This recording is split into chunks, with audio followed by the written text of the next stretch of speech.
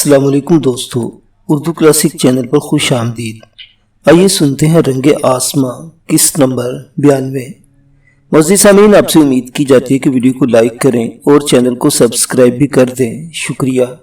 بگھم palace کی سجدج اور گہما گہمی میں دن بدن اضافہ دیکھنے میں آ رہا تھا۔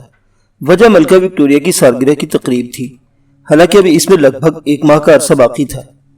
جیسا کہ مذکور ہو چکا، اشوک کھٹپال وہاں ناگرہ کے ایلچی اور سیاسی ایجنٹ کے طور پر مستقل قیام پذیر تھا۔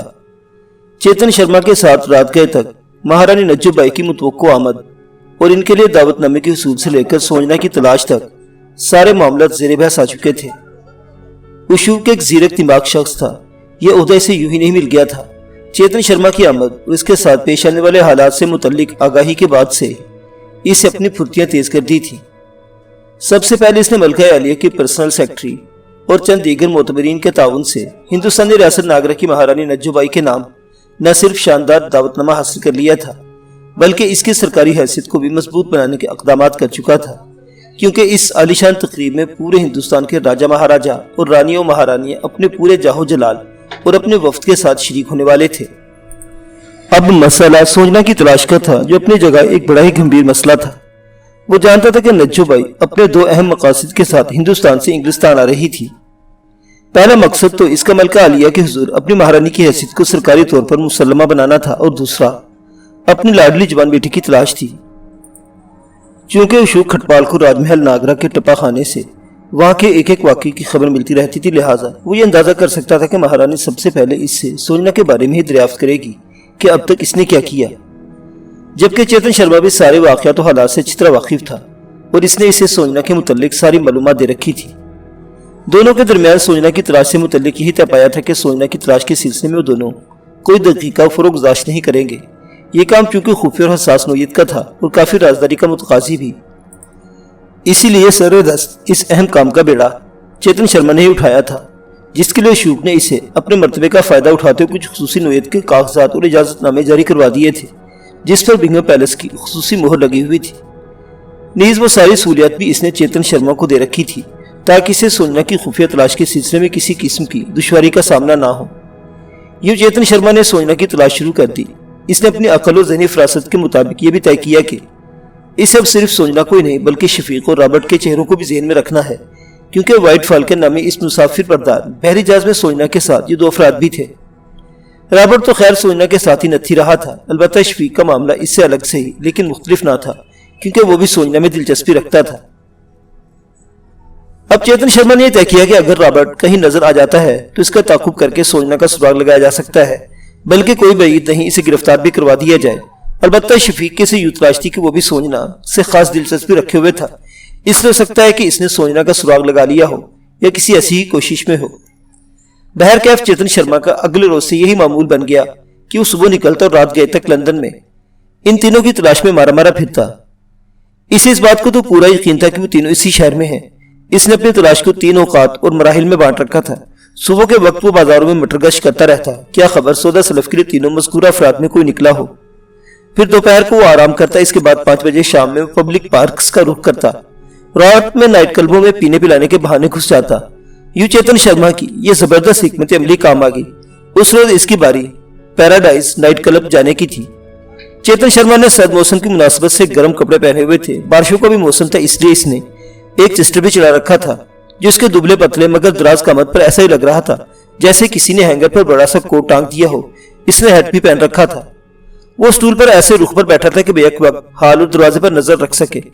وہاں اس کے دائیں بائیں 2-3 اور بھی اسٹول دھرے پڑے تھے، جن میں بیشتر خالی تھے، جبکہ چند ایک ہی بیٹھے ہوئے نظر آ رہے تھے۔ کلب کی رونقیں بھی پوری طرح جاگی نہیں تھی۔ یس آرڈر پلیز، اچانک مترنم سی آواز پر چونکا۔ اس کے سامنے خوبصورت سی پرکشش مگر قدرے فربئی مائل بارٹن خاتون کشادہ گریبان اور چست لباس میں اس کی جانب دیکھتے مسکرا رہی تھی۔ یہ جو کی بیوی فرپو فرنانڈس تھی۔ 1 پیک بلیک وhisky پلیز۔ اس نے بھی اسی خوبصورت سی خاتون کی طرف دیکھ کر مسکراتے ہوئے کہا، شیور، کہتے ہوئے فرپو نے نیچے ہاتھ ڈالا اور کیبنٹ سے ایک بڑا سا جانما شیشے کا جگ نکالا، جس میں سائفن نظر آ رہی تھی۔ اسی سائفن کے ذریعے اس نے ایک بلوری پیک بھرا، پھر ایسے ہی ایک اور جگنما جار سے سوڈا ڈالا اور پیک تیار کر کس کے سامنے کھسکا دیا۔ چیتن شرما شغل میں مصروف ہو گیا۔ اب اس نے وسکی کا دوسرا تلک گھونٹ بھرا تھا کہ اچانک اس کی نظر دروازے پر پڑی اور وہ چونک گیا۔ یکایک اس نے آج اپنی کامیابی پر اندر ہی اندر بے پناہ مسرت محسوس کی۔ دروازے سے شفیق اندر داخل ہوتا دکھائی دیا۔ وہ سنبھل کر بیٹھ گیا، اگرچہ اس کے مطلوبات میں نہیں تھا، لیکن سوچنا کے حوالے سے اور اس کا پتہ چلانے کے لیے شفیق بہرحال متعلقہ شخص ضرور تھا۔ پھر جب وہ اپنا اسٹول چھوڑ کر شفیق کی میز کی جانب بڑھنے کا ارادہ کرنا ہی چاہتا تھا تو اسے ایک اور جھٹکا لگا۔ ایک لمحے کو تو اسے اپنی آنکھوں پر یقین ہی نہ آیا، کیونکہ اب متعلقہ کے ساتھ اسے اس کا اصل اور مطلوبہ شخص بھی دکھائی دے گیا تھا، اور وہ تھی سوجنا۔ چیتن شرما ایک گرگ بارہ دیدہ آدمی تھا۔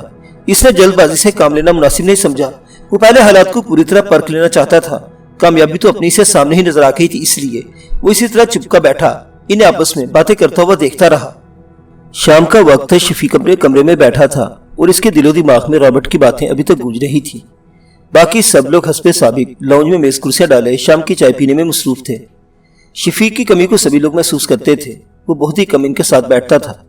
سنبل جو پہلے کبھی شفیق کی پرواہ نہیں کرتی تھی، اب پچھلے کچھ دنوں سے ماں کے ٹوکنے پر اس نے اس طرح توجہ دینی شروع کی تھی۔ اگرچہ توجہ تو اس نے پہلے ہی دن دینے کی کوشش کی تھی، مگر شفیق اس بار جانے کیوں اسے بدلا بدلا سا لگا تھا۔ اس لیے کچھ دن تو اس نے اس کی توجہ حاصل کرنے کی جستجو کی، پھر اس کی بے رخی پر اس سے توجہ دینا چھوڑ دی۔ لہذا جب سنبل کی ماں نے دیکھا کہ آج بھی شفیق چائے کی میز پر نہیں آیا تو اس نے سنبل کو اشارہ کیا۔ وہ اٹھے اور شفیق کے کمرے میں جا پہنچی، لیکن جیسے ہی وہ کمرے میں دستک دے کر اندر داخل ہوئی ایک دم ٹھٹک گئی، لیکن پھر دوسرے لمحے کھلکھلا کر ہنس پڑی۔ شفیق جو باہر جانے کی تیاری میں مصروف تھا، سنبل کو ہنستا دیکھ کر دھیرے سے مسکرا دیا۔ وہ سمجھ گیا تھا کہ سنبل اس پر کیوں ہنس پڑی تھی۔ لگتا ہے آج کسی خاص جگہ پر جانے کی تیاری ہو رہی ہے۔ سنبل نے بالآخر فکرہ چست کر ہی دیا۔ نہیں، کچھ خاص نہیں، بس ایک دوست بن گیا ہے نیا نیا۔ وہی مجھے ٹوکتا رہتا ہے کہ میں یہاں گوروں کے دیس میں بھی کھلی ڈلی شلوار قمیص پہنتا ہوں۔ شفیق نے بے تاثر سے مسکراہٹ سے بات بنائی تو سنبل معنی خیز لہجے میں بولی، کوئی دوست بن گیا ہے یا بن گئی ہے؟ کیا مطلب؟ شفیق نے قدرے چونک کر اس کی طرف دیکھا۔ اس قدر انجان بننا بھی جھوٹ کھول دیتا ہے۔ ارے بھائی، تم پتہ نہیں کیا سمجھ بیٹھی۔ شفیق نے پھر بات بدلنا چاہی۔ اچھا چھوڑے یہ باتیں، باہر لاؤنج میں چائے پی جا رہی ہے، آپ بھی آ جائے نا۔ ہاں میں ضرور آتا، لیکن مجھے آج کہیں جانا ہے، شفیق نے بہانہ بنایا۔ اچھا، سنبل نے ہولے سے کہا، پھر واپس جانے لگی، لیکن دروازے پر پہنچ کر رکی اور شفیق پر ایک نگاہ ڈالی۔ وہ کچھ کہنا چاہتی تھی مگر کہہ نہ پائی، اور جب واپس دروازے کی جانب پلٹی تو شفیق نے اسے پکارا، سنبل۔ وہ رک گئی۔ ایک بات پوچھوں؟ ضرور پوچھیں۔ ہمارے آنے سے تم لوگ خوش ہو نا؟ ارے جناب، یہ آپ نے کیا کہہ دیا؟ سنبل کو جیسے اس کے سوال پر ایک تکلیف دہ سی حیرانی ہوئی۔ میرا مطلب ہے کہ ہمیں اس بار یہاں آئے ہوئے کافی دن بھی تو بیت چلے ہیں، ہرگز ایسی بات نہیں۔ سنبل جلدی سے بولی، کیا ہم جب انگلستان سے ڈھاکہ آتے ہیں اور آپ لوگوں کے پاس رہتے ہیں تو کیا آپ ہم سے خوش نہیں ہوتے؟ کیوں نہیں ہوتے؟ بہت ہوتے ہیں خوش، شفیق ذرا جھینک کر بولا، لیکن مجھے لگتا ہے آپ کو اس بار یہاں آ کر خوشی نہیں ہوئی۔ سنبل نے بالآخر اصل بات کی طرف آنے کی کوشش کی۔ نہیں، ہمیں تو بہت خوشی ہوئی ہے، تم دیکھتی نہیں ہو دونوں دوست کس قدر خوش ہیں۔ شفیق کا اشارہ اپنے اور سنبل کے باپ کی طرف تھا۔ وہ تو ہے، مگر آپ، کہتے ہوئے سنبل نے دانستہ اپنا جملہ ادھورا چھوڑا۔ مجھے بھلا کیا ہوا؟ آپ کچھ تنہا رہنے لگے ہیں، حالانکہ ہم دونوں کا بچپن ایک ساتھ گزرا ہے اور ہم جب بھی ملتے تھے ایک دوسرے سے شرارتیں اور باتیں کرتے نہیں تھکتے تھے، مگر اب، کہتے ہوئے سنبل نے اپنا سر جھکا دیا۔ وہ ایک 22-23 سالہ سانولی مگر پرکشش نکوش کی قبول صورت لڑکی تھی۔ قد متناسب تھا اور آنکھیں گھنیری پلکوں تلے ساون بھادو کا پتہ دیتی تھی۔ اوہ، میرا خیال ہے ایسا تو کچھ نہیں۔ وہ جیسے چوری پکڑے جانے پر اس سے نظریں چرانے لگا۔ میری عادت نہیں کسی کے ذاتی معاملات میں دخل دینے کی، سنبل نے ایک دم سنجیدہ ہوتے ہوئے کہا۔ وہ شاید سمجھ چکی تھی کہ شفیق کہیں الجھ گیا ہے، لہٰذا وہ اتنا کہہ کر کمرے سے نکلتی چلی گئی۔ شفیق ہونٹ بھینچے اس دروازے کو گھورتا رہ گیا جہاں سے سنبل گئی تھی، پھر سر جھٹک کر اپنی تیاری میں مشغول ہو گیا۔ رابرٹ کی ہدایت کے مطابق آج اس نے پہلی بار پینٹ شرٹ نکال کر پہنی تھی اور وہ اس میں خاصا سمارٹ بھی نظر آ رہا تھا۔ اس نے پیراڈائز کلب پہنچ کر سوچنا کے سلسلے میں کرنا تھا، وہ اسے رابرٹ سمجھا چکا تھا۔ اس کے تھوڑی دیر بعد جب وہ اپنے کمرے سے نکلنے لگا تو مقبول اندر داخل ہوا۔ باپ کو دیکھ کر شفیق رک گیا، وہ اب اس سے نظریں چرانے لگا تھا۔ مقبول بیٹے کو اس طرح تیار ہو کر کہیں جاتا دیکھ کر حیران تو ہوا، لیکن پھر کسی وجہ سے نظر انداز کر گیا۔ لگتا ایسا ہی تھا جیسے وہ بیٹے سے کوئی خاص بات کرنا چاہتا ہو۔ کہیں جا رہے ہو بیٹا؟ جی ابو۔ تھوڑا وقت دو کہ مجھے۔ کیوں شرمندہ کر رہے ہیں ابو؟ میں کہیں نہیں جا رہا، آپ بات کریں، وہ سعادت مندی سے بولا۔ جیتے رہو، بیٹھو بیٹا۔ مقبول یہ کہتا ہوا کرسی پر بیٹھ گیا۔ شفیق بھی اس کے سامنے نشیز پر پراجمان ہو کر مستفسرانہ نظروں سے باپ کا چہرہ تکنے لگا۔ بیٹا تم جانتے ہو کہ یہ میرے دوست کا گھر ہے۔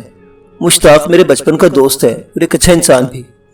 میں تم سے لگی لپٹی بجائے سیدھی بات سبھاؤ کا بات کروں گا۔ ان کی بیٹی سنبل کو تم اچھی طرح جانتے ہو۔ مشتاق اب اس دوستی کو رشتہ داری میں بدلنا چاہتا ہے۔ میں تم سے اندیا لینا چاہتا ہوں۔ مقبول بیٹے سے اتنا کہہ کر خاموش ہوا تو شفیق سوچتا بن گیا۔ حقیقت یہی تھی کہ اس کے پاس باپ کے سوال کا کوئی جواب تھا ہی کب۔ پھر اس وقت وہ خود بھی ایک اہم کام کے سلسلے میں جانا چاہتا تھا، لہٰذا اس نے سرے دست بات کو ٹال دیا۔ یوں اپنی طرف سے مقبول بھی اپنی بات بیٹے کے کان میں ڈال کر مطمئن ہو گیا۔ جواب کی اسے بھی جلدی نہ تھی۔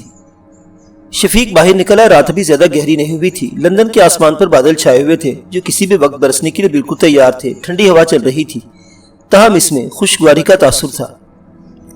شفیق نے پینٹ شرٹ اور اونچی پھول آستینوں والا سویٹر پہن رکھا تھا، گلے میں مفرر تھا۔ رابرٹ کے بتائے ہوئے پتے کے مطابق وہ پیراڈائز نائٹ کلب کی جانب بڑھ رہا تھا۔ ایک ٹرام کے ذریعے وہ مارکیٹ روڈ پر ہی اتر گیا تھا اور وہاں سے فٹ پاتھ پر پیدل چل رہا تھا۔ اسے صرف اپنے گھر سے ملم روڈ تک کا پتہ تھا یا تھوڑا بہت بندرگاہ کا راستہ جانتا تھا۔ اگرچہ پیراڈائز کلب کے اتھے پتے سے رابرٹ نے اسے آگاہ کر دیا تھا، لیکن پھر بھی اسے یہاں تک پہنچنے میں تھوڑی بہت دشواری کا سامنا کرنا پڑا، لہٰذا مزید تھوڑی دیر بعد وہ مسکرا کلب کے اندر داخل ہو رہا تھا۔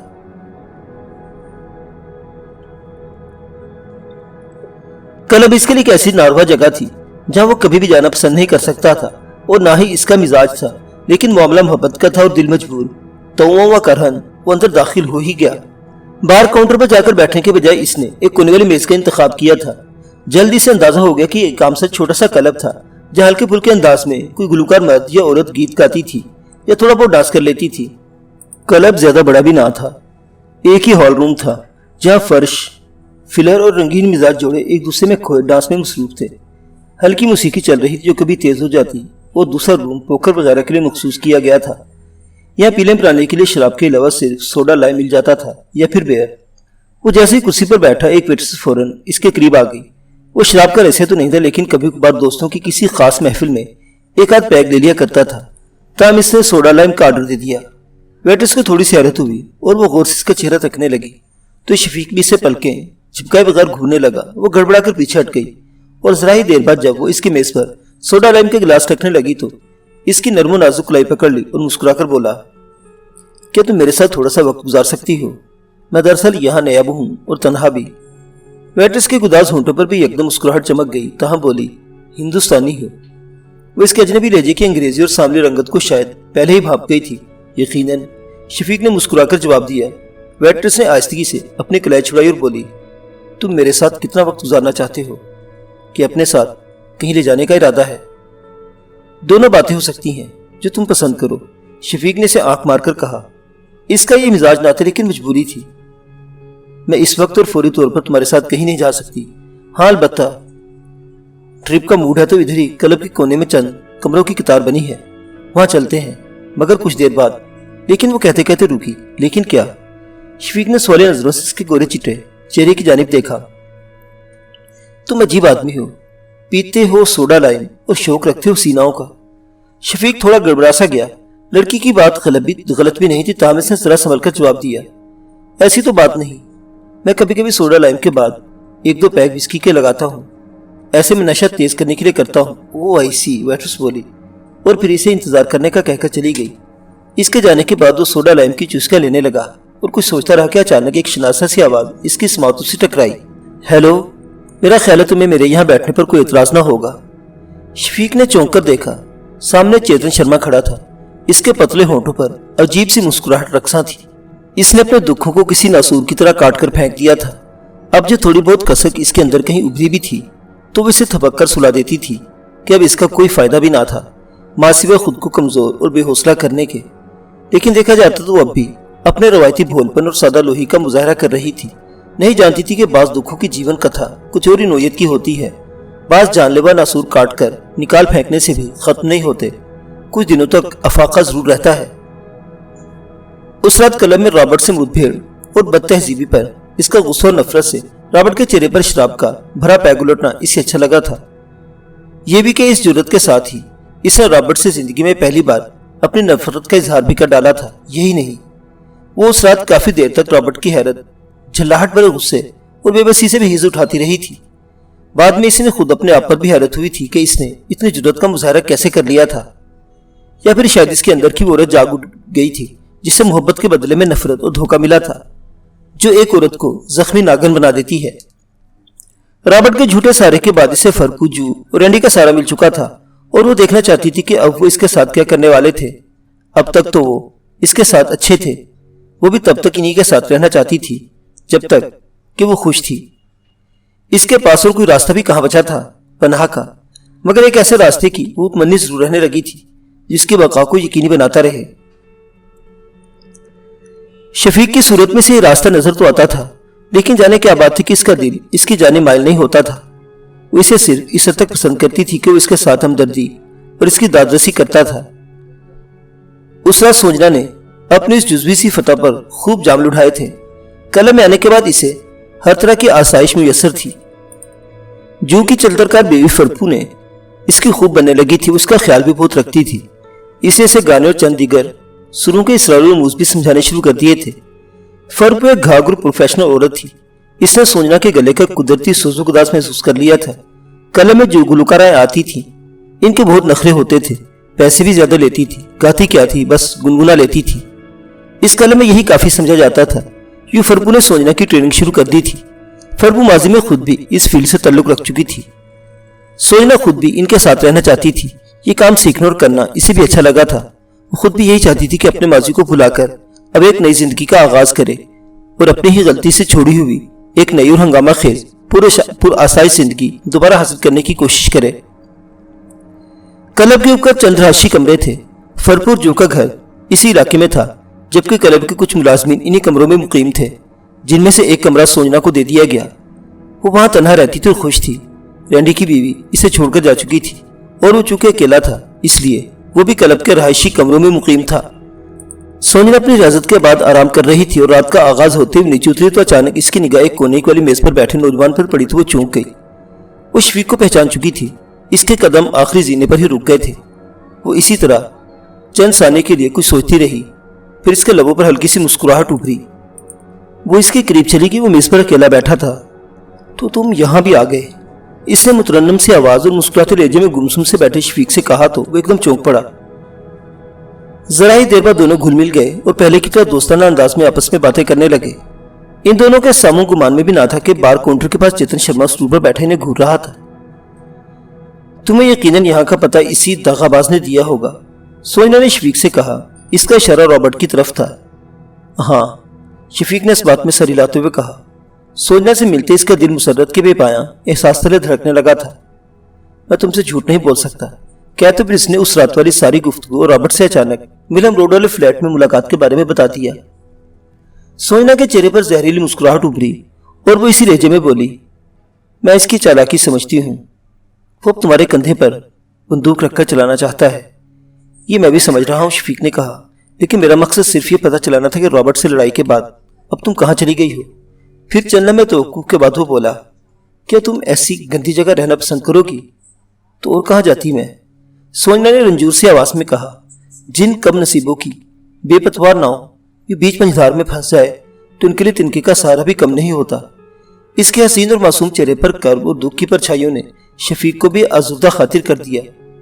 اس لیے تو کہتا ہوں تم میرے ساتھ واپس ہندوستان چلی چلو، وہ بچوں جیسی بے قراری سے بولا تو سوجنا اسے ایک دکھ بھری مسکراہٹ سے تکتے ہوئے بولی، میں اپنی ساری کشتیاں جلا چکی ہوں، میں تمہاری ناؤ بننے کو تیار ہوں، کوئی فائدہ نہیں۔ جس دھرتی کی مہربان فضاؤں کو میں اپنی نادانی اور بد نصیبی کے کارن خود ہی ٹھوکر مار چکی ہوں، اب وہاں دوبارہ لوٹنے کو میرا من نہیں کرتا۔ بھلا جاؤں بھی تو کس منہ سے؟ تم صرف میرے ساتھ چلو گی اور میرے ساتھ رہو گی ساری عمر، شفیق بے قراری سے بولا۔ میں تم سے محبت کرتا ہوں سوجنا، تم سے شادی کرنا چاہتا ہوں۔ اس کی بات پر سوجنا کی ہونٹوں پر کرب انگیز سی مسکراہٹ ابھری۔ وہ بولی، افسوس کہ میرے لیے ممکن نہیں رہا۔ اب ہے ممکن کیوں نہیں؟ شفیق پریشان ہو گیا۔ کیا تمہیں مجھ پر بھی بھروسہ نہیں رہا؟ میں نے کہا تھا کہ تم ایک اچھے اور صاف نیت کے انسان ہو، میں تمہیں پسند کرتی ہوں۔ تم نے میرے ساتھ بہت بار ہمدردی کرنے کی کوشش کی ہے، اپنی جان کو بھی میری خاطر بارہا خطرے میں ڈالا، لیکن میری بے پتوار ناؤ شاید کسی بھنور میں پھنس گئی ہے شفیق، میں اسے بھنور سے نکالنا چاہتا ہوں سوچنا، مجھے ڈر ہے کہیں تم بھی میرے ساتھ اس بھنور میں نہ پھنس جاؤ، میں تمہاری خاطر۔ شفیق کچھ کہنا چاہتا تھا کہ وہاں پر فتبو تکتی ہوئی آ گئی۔ وہ کافی دیر سے ان دونوں کو باتیں کرتے ہوئے دیکھ رہی تھی اور حیران تھی کہ رابرٹ کے بعد سوچنا کا یہاں کون اس قدر قریبی جان پہچان کا آدمی آن دھمکا تھا۔ سوچنا ڈیر تم یہاں کیا کر رہی ہو؟ آؤ میرے ساتھ، تمہیں کچھ باتیں سمجھانی ہے، کہتے اس نے شفیق پر ایک کڑوی سی نگاہ ڈالی اور سوچنا کا ہاتھ پکڑے اسے کاؤنٹر کی طرف لے چلی۔ شفیق اسے دیکھتا ہی رہ گیا۔ ذرا دیر بعد جب وہ اٹھنے لگا تو کوئی ویٹرس منہ بنا تو اس کے قریب آ گئی۔ تم تو میرے ساتھ وقت گزارنا چاہتے تھے، اب کہاں چل دیے؟ شفیق کا دل و دماغ بوجھل سا ہو رہا تھا۔ اس نے کوئی جواب دیے بغیر چند کوائن میز پر بل کے طور پر رکھے اور کلب کے دروازے کی طرف بڑھ گیا۔ بار کاؤنٹر کے قریب سٹول پر بیٹھا چیتن شرما یہ سب دیکھ رہا تھا۔ اس کا ذہن تیزی سے کچھ سوچ رہا تھا، پھر وہ بھی اٹھا، تیز قدموں سے چلتا ہوا کلب کے دروازے سے باہر نکل گیا۔ سامنے ہی ویران سڑک پر اور لیمپ پوسٹ کی روشنی میں اسے شفیق ہارے ہوئے جواری اور شرابی کسی چال چلتے ہوئے جاتا دکھائی دیا۔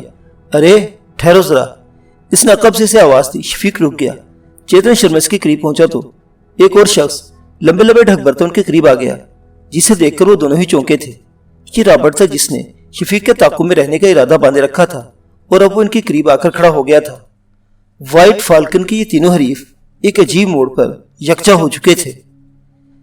معزز سامعین حضرات، یہ کہانی ابھی جاری ہے، بقیہ واقعات اگلی قسط میں دیکھتے رہیے۔ اردو کلاسک۔ اللہ حافظ۔